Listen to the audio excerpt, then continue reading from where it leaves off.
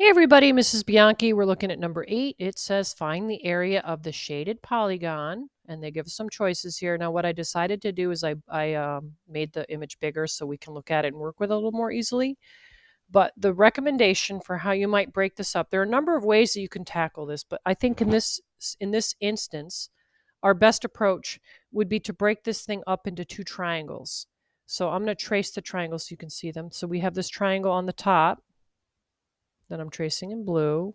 And then we have another triangle that would be on the bottom right here. Now remember that the base and the height, whatever you're calling the base and the height, have to be perpendicular to each other, meaning they form a 90-degree angle. So let's first figure out the length of this line here. So we have 1, 2, 3, 4, 5, 6. We can use that for the base for both triangles. So we'll substitute that in for the blue, and we'll also substitute that in for the red.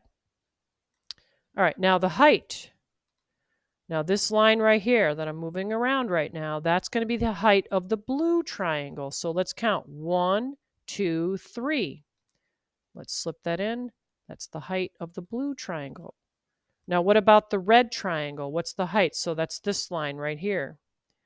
It's 1, 2. Now remember, I'm just going to remind you one more time, that has to be perpendicular to the base, forming that 90-degree angle. So the height on that, do you see how it's 2 units?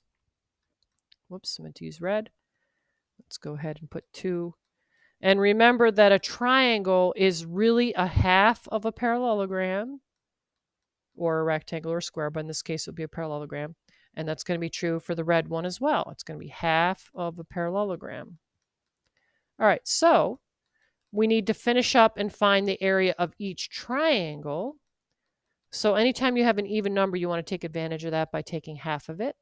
So if we take half of 6, that's going to give us 3. And we'll finish up by doing 3 times 3. And you're going to come up with some number that I'm not going to give you, but I think you can handle that. 3 times 3, you should be able to handle that, no problem.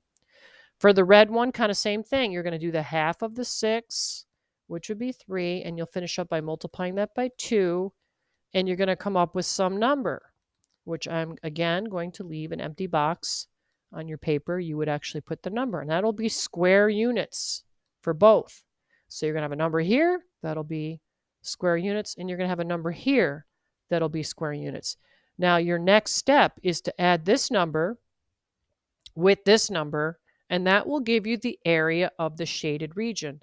Now, there is another way to do this, which we have talked about in class, but I do believe that this strategy here that I'm showing you is going to be your best bet. All right, good luck finishing that up.